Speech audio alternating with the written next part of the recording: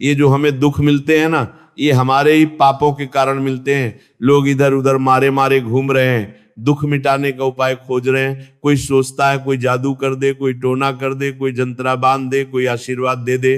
अरे काहे को पागल हो? अगर तुम अच्छे आचरण में चलो, भगवान का नाम जपो, धर्म के मार्ग पर चलो, तो तुम्हें किसी से आशीर्वाद मांगने की जरूरत ही नहीं है। बात मान लीजिए, मेरी प्रार्थना मान लीजिए। दिखावे के चक्कर में लाखों लोग अपना जीवन नष्ट करने को तैयार हैं। ये सब माया का दिखावा है, जिसमें जन्मों जन्म हम उलझते जा रहे हैं। सत्य मार्ग क्यों नहीं पकड़ते?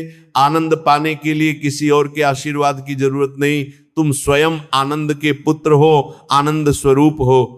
जिनसे आशीर्वाद मांगते हो, उनके भीतर जो आत्म तत्व बैठा है, वही आत्म तत्व तुम्हारे भीतर भी बैठा है। वही पूर्ण आनंद तुम्हारे अंदर है। तुम्हें किसी से गिड़गिड़ाने की जरूरत नहीं। बस तुम अपने असली स्वरूप को पहचान नहीं पा रहे हो, अपनी शक्ति को जागृत नहीं कर पा रहे हो, इसलिए भाग भाग कर भटक रहे हो। भागने की जरूरत नहीं है। सत्संग सुनो और उसे अपने आचरण में उतारो। बात को चाहे कागज पर लिख लो या अपने दिमाग में। जब तक तुम्हारा आचरण शुद्ध नहीं होगा, जब तक तुम भजन नहीं करोगे, जब तक तुम दूसरों को सुख नहीं दोगे और मन वचन कर्म से किसी को दुख नहीं पहुंचाओगे, तब तक भागते रहो। कहीं भी चले जाओ, यहां से लेकर ब्रह्मलोक तक, कहीं भी तुम्हें स्थायी सुख नहीं मिलेगा। भगवान कहते हैं ब्रह्म भवन लोक पुनरावर्तिनो अर्जुन, यहां सुख मिलने वाला नहीं है। अगर भगवान का नाम नहीं जपोगे, रोज थोड़ा समय निकालकर बैठकर भजन नहीं करोगे, तब तक ऐसे ही मारे मारे घूमते रहोगे। लोग सोचते हैं ये भगवान का अवतार है, ये मेरा कल्याण कर देगा। अरे भाई, भगवान स्वयं अवतार लेकर आए, पर जिन्होंने भजन नहीं किया उनका भी कल्याण नहीं हुआ। भगवान के अवतार के समय हम भी कहीं न कहीं रहे होंगे किसी न किसी रूप में, तो क्या तब हमारा कल्याण हो गया? अब भजन करोगे तभी कल्याण होगा। हम बार बार कभी मीठे शब्दों में, कभी कड़वे शब्दों में समझाते हैं। बचपन से भगवान के मार्ग में लगे हुए महापुरुषों को भी अपने कर्म भोगने पड़े। रामकृष्ण परमहंस जी को कैंसर था, भाई हनुमान प्रसाद पोदार जी को भी उधर रोग था। बड़े बड़े महापुरुषों ने भी प्रारब्ध भोगा है। प्रारब्ध तो भोगना ही पड़ेगा, पर उसे भोगने की शक्ति नाम जप देता है। नाम जप जन्म मरण के चक्र से मुक्त कर देता है। बताओ, क्या वृंदावन की पावन रज से बढ़कर त्रिभुवन में कोई रज है? अगर इस रज में बैठकर आनंद नहीं मिल रहा तो कहां मिलेगा? क्या भगवान के नाम से बढ़कर कोई अमोघ शक्ति है जो भगवान को भी वश में कर ले? सुमिरी पवन सुत पावन नाम, अपने बस करी राखे राम। पर जीव समझता नहीं, सोचता है कोई तपस्वी, कोई सिद्ध हमारे दुख दूर कर देगा। नहीं, भगवान अपने वचनों में स्पष्ट कहते हैं, दैवी हेसा गुणमयी मम माया दुरत्या आमे ये प्रपद्यंते माया में तांतरंती ते। गुणमयी माया पार करना बहुत कठिन है। एक ही उपाय है, भगवान की शरण में आ जाओ। हरि शरणम श्री कृष्ण शरणम मम। जब तक प्रभु की शरण में नहीं आओगे, माया मुक्त नहीं हो सकते। लोगों को लगता है मैं जाऊंगा, आशीर्वाद मिलेगा, सिद्ध हो जाऊंगा, दुख दूर हो जाएंगे। समझो, मेरी प्रार्थना को हम अंदर से पीड़ित होकर बोलते हैं कि भगवान का भजन किए बिना चाहे जहां चले जाओ, शांति कभी नहीं मिलेगी।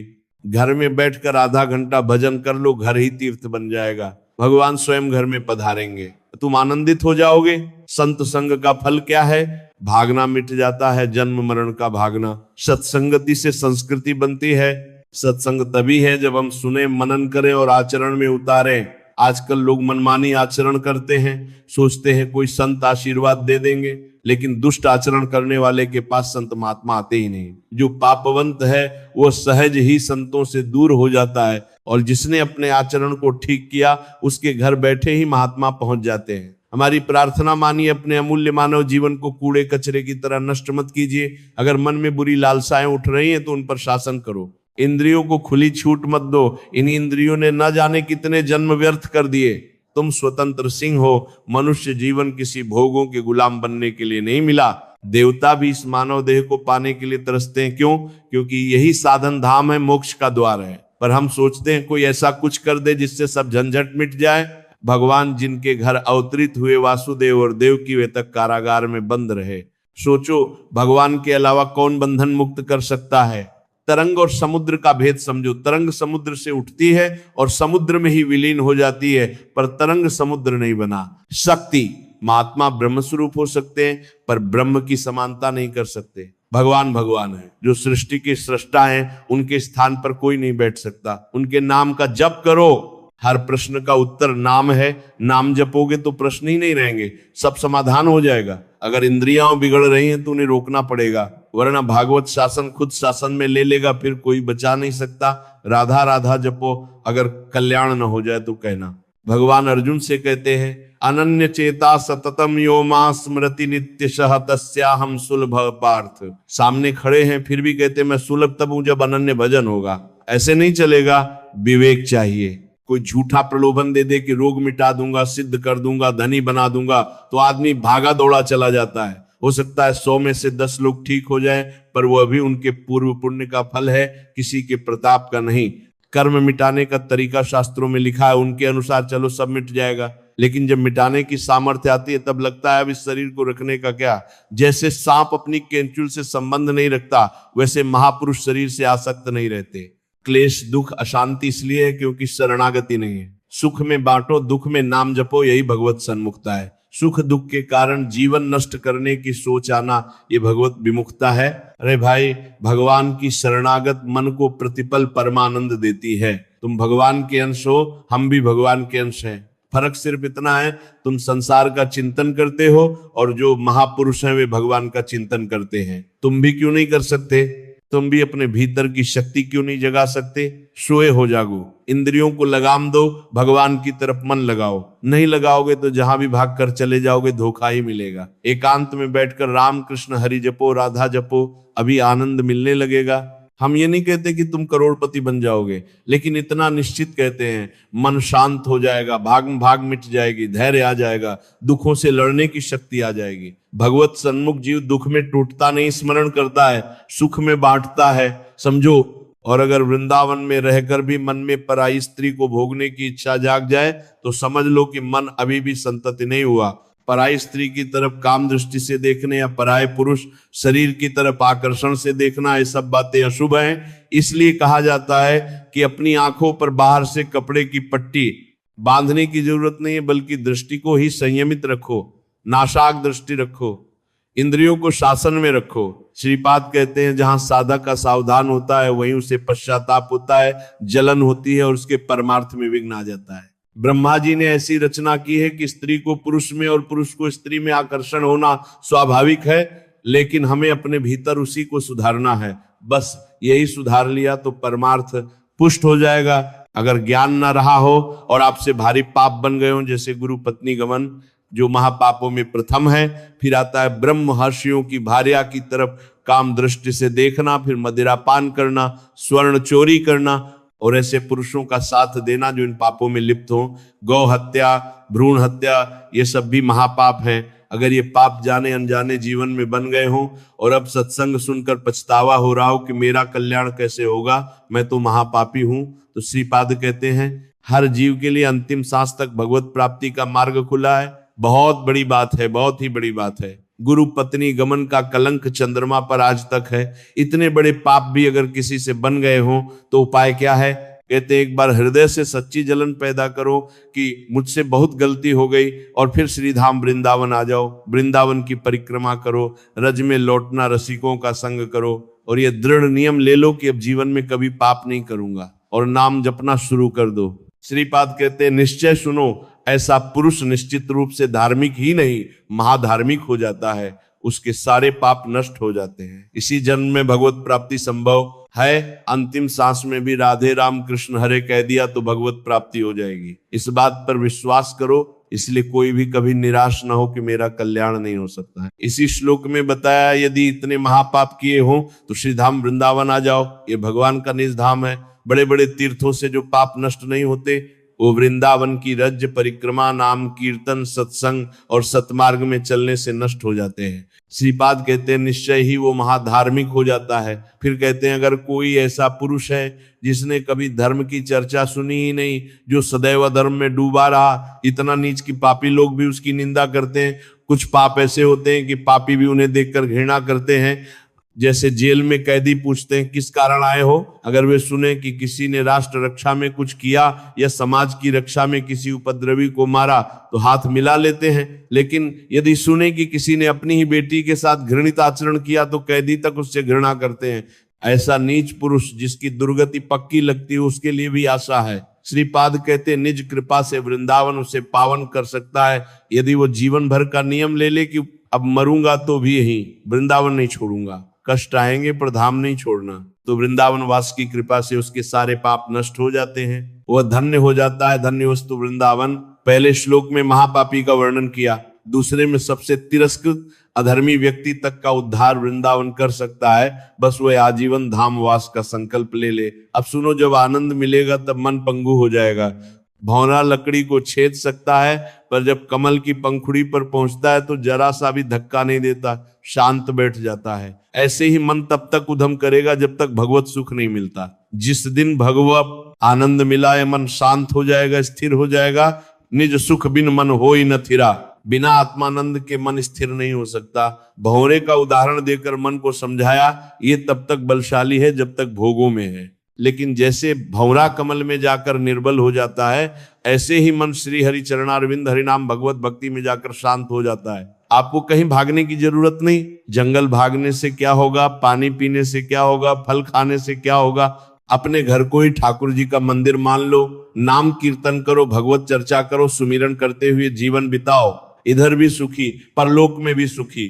किसी के आशीर्वाद के पीछे भागने की जरूरत नहीं। ये जीवन बहुत आनंदमय है, बस सुलझ जाओ, शांत हो जाओ। जहां हो जैसा हो सब ठीक है। रूखा सूखा मिले, फल मिले, अन्न मिले, जल मिले, प्राण पोषण करो, भगवान का चिंतन करो, सदाचरण करो, जीवन आनंदमय हो जाएगा। लेकिन लोग आनंद की खोज में पापाचरण करते हैं और पाप में आनंद कहाँ। इसलिए सदाचार में आओ, भगवत आश्रित हो जाओ, खूब नाम जप करो। भगवान मंगल भवन है, इस गेम से निकाल देंगे। ये संसार बहुत बड़ा खेल है, कभी जीतते जीतते हार जाते हो, कभी हारते हारते जीत जाते हो। हम तो जीत गए। नागरीदास जन्म जितायो बलिहारी बलिहारी, हमारी सभी बात सुधारी, कृपा करी श्री कुंज बिहारी।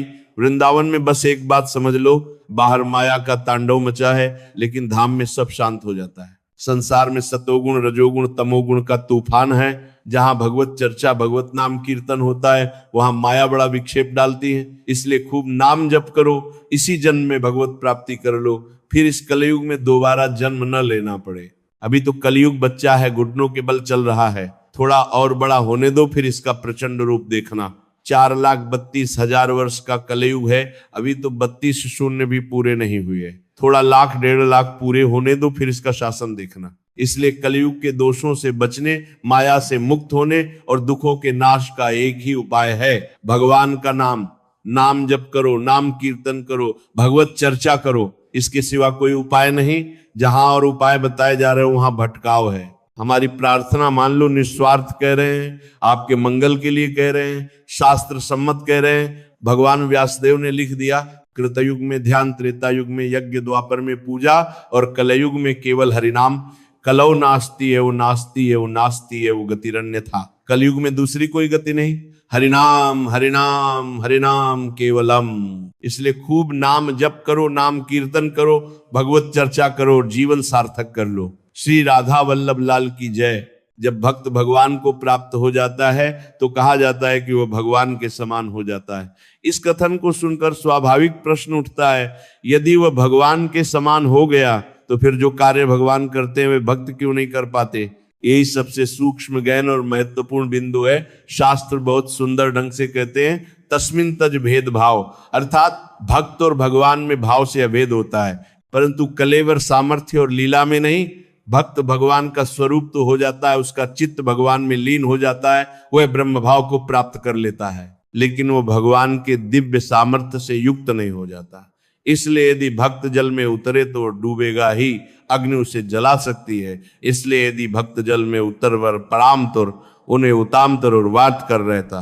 वायु से सुखा सकती है लेकिन भगवान को कोई तत्व छू भी नहीं सकता, क्योंकि भगवान चिदानंदमय देह वाले हैं और भक्त अभी भी पंचभौतिक देह में ही रहते हैं। यही महत्वपूर्ण अंतर है जिसे समझना आवश्यक है। इस सत्य को समझाने के लिए समुद्र और तरंग का उदाहरण अतुलनीय है। समुद्र और तरंग दो नहीं है, तरंग समुद्र का ही अंश है, समुद्र की ही गति है, समुद्र का ही स्वरूप है। समुद्र में जब वायु विकार होता है तब तरंग प्रकट होती है, और वायु विकार शांत हो जाए तो तरंग फिर समुद्र में लय हो जाती है। तरंग समुद्र से निकली है, समुद्र की ही है, पर समुद्र बन जाने की उसकी सामर्थ्य नहीं। समुद्र अनगिनत तरंगें उत्पन्न कर सकता है, उन्हें संभाल सकता है, पर तरंग एक भी समुद्र उत्पन्न नहीं कर सकती। इसी प्रकार भक्त भगवान में तन्मय होकर ब्रह्मवेद ब्रह्म भौतिक की स्थिति को प्राप्त करता है। जो ब्रह्म को जान लेता है वो ब्रह्म हो जाता है, पर इसका अर्थ ये नहीं कि उसका सामर्थ्य भी समुद्र जैसा हो जाए। वो समुद्र में लीन तरंग तो बन सकता है, पर समुद्र की अपार शक्ति का स्वामी नहीं बन सकता। भक्त अपने साधन आजीवन में बहुत ऊंचाई तक जा सकता है, सिद्ध पुरुष बन सकता है, दिव्यत्व को धारण कर सकता है, लेकिन उत्पत्ति और विनाश, भूतों की गति अगति, विद्या का नियंत्रण, ये सब अभी भी केवल ईश्वर के ही हाथ में है।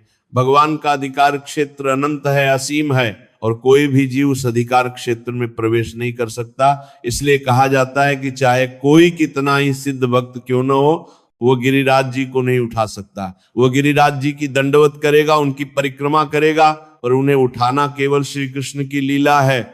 इसी प्रकार अगस्त्य मुनि का समुद्र पी जाना किसी साधना की सिद्धि नहीं थी, वह स्वयं भगवान ही अगस्त रूप में अवतरित हुए थे। सनक, सनंदन, सनातन, सनत कुमार, ये सब भगवान के स्वरूप विस्तार थे, साधारण साधक नहीं। हम सभी भगवान की तरंगे हैं। जब माया विकार मिट जाता है तो वही तरंग समुद्र में लय होती है और स्वयं को समुद्र समझने लगती है, लेकिन समुद्र जैसी असीम शक्ति तरंग को कभी नहीं मिलती। यही कारण है कि सभी ऋषि मुनि महात्मा, इवन वे जो भगवत स्वरूप को प्राप्त हो चुके हैं, वे भी भगवान की महिमा के आगे केवल सिर झुकाते हैं। भगवान का कलेवर चिदानंदमय है और भक्त का कलेवर भौतिक तत्वों से बना हुआ। भगवान की भाषा, शक्ति और कार्य क्षेत्र अनंत है और भक्त की स्थिति सीमित। भगवान के एक एक रोमकूप में करोड़ों ब्रह्मांड घूमते हैं, जैसे गूलर के फल पेड़ पर लगे रहते हैं।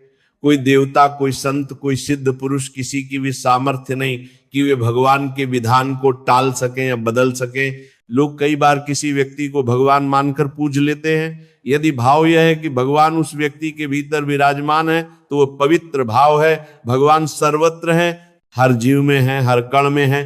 पत्थर, वृक्ष, पशु, पक्षी, किसी भी रूप में भगवान को मानकर पूजा की जा सकती है। लेकिन यदि कोई व्यक्ति ये मान ले कि उसका हाड़ मांस का शरीर ही भगवान है या वह स्वयं भगवान है, तो वो बहुत बड़ा भ्रम है। ऐसा व्यक्ति पाखंडी है, दंभी है और सत्य से दूर है। भक्त भगवान का दास होता है, उनके चरणों का सेवक।